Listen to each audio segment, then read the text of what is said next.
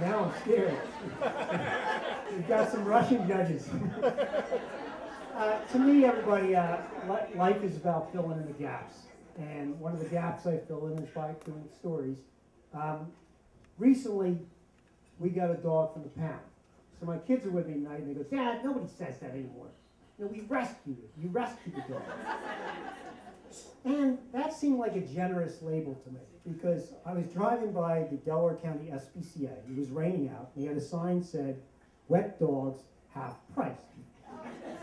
So it's not like I climbed in the third floor of a burning building and flipped the dog over my shoulder and rescued it. So, and the dog has big paws to fill, because my previous dog, Kaya, we had gotten from the Westchester SPCA 15 years ago. They didn't say rescue back then, but you know, we did. We rescued her. We got helicopter, smoke screen, went and got it. Kaya had a previous owner who had named her and then returned her back as a young puppy. Kaya was a yellow lab. And the distinguishing thing about Kaya was she was the most laid-back yellow lab you've ever seen. As a puppy even. She didn't bark, she didn't chase, she didn't need a leash. She was incredible. All she did was sit around and smile at you and go, when do we eat? And I never understood that. And people go, wow, what's up with this lamb? So we're driving to the shore, my wife and I in the front seat, the 3 kids in the back seat, they're all in elementary school. And this Bob Marley song comes on the radio. And it says, Kaya, Kaya, gotta get me some Kaya, gonna get higher, gonna touch the skya. And I look at my wife, and my wife makes a symbol like, and I'm like, don't do it. But the kids are sharp, and they pick up on it. They go, our dog is named after marijuana. And I said, don't tell anybody this. But of course, they told everybody that. My friends would call her Panama Red and all these horrible nicknames. So the thing about Kaya was that it does explain that later she became very obese because of the munchies. I became very attached to this dog. She slept in bed with me. She wouldn't walk with anybody else. The dog really filled in the gaps like nobody else. Dogs aren't judgmental. They listen to you. They're wonderful. No offense. 2 of my kids are good tonight. No offense, kids. I was very cared. So when Kaya passed away, I was devastated. And at my age, I said, that's it. I'm never getting another dog. I just can't go there. So when we're standing outside the Delaware County SPCA and we see that sign, my wife goes, look, it's Kismet or Carmody or whatever the hell you want to say. It's half-price dogs. And I go, oh, well, look. And she goes, but no puppies. We're too old. And I go, okay, no puppies.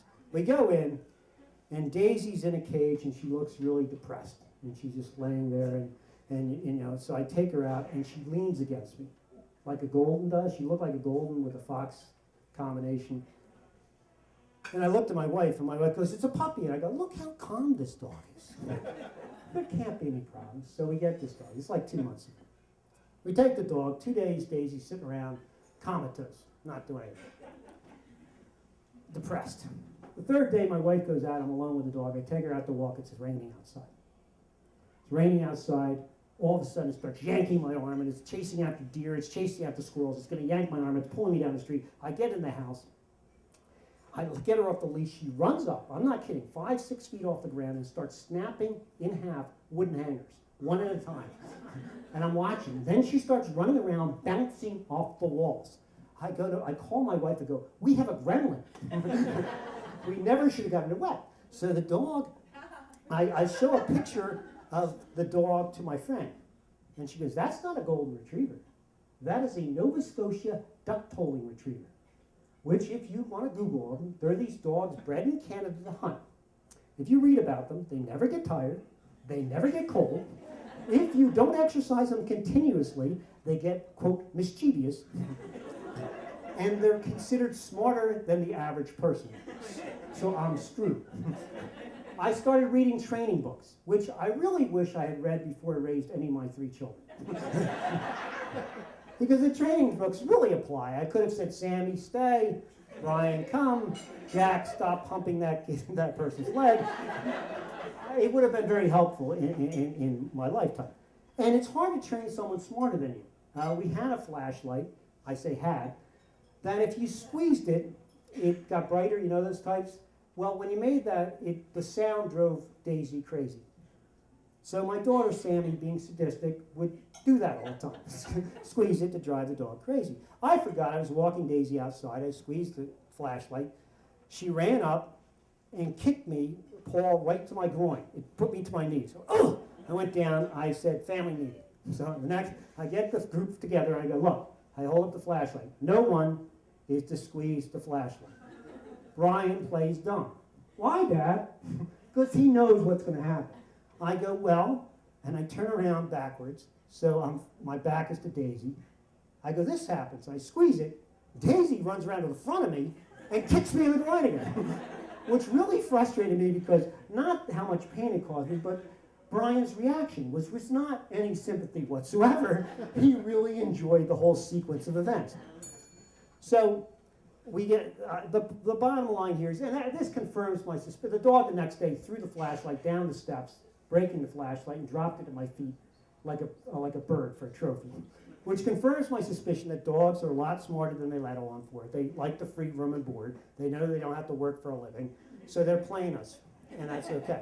So what's the goal? What's the silver lining? I have a dog that's going to bury me very shortly. The silver lining is, I said, we fill in gaps, and for me, gaps are late at night. Late at night, my wife's asleep on the couch. My kids are out, and I'm worried. And I look at the phone, scared it's going to rain with bad news. So what I do is I walk Daisy. And when I walk Daisy, I talk to her about, and we're getting older now. Friends I've lost, good dogs I've lost. And I tell her these stories about Dave and about Kai and about other people. And Daisy pretends to listen. And I realize I've been rescued. Thank you.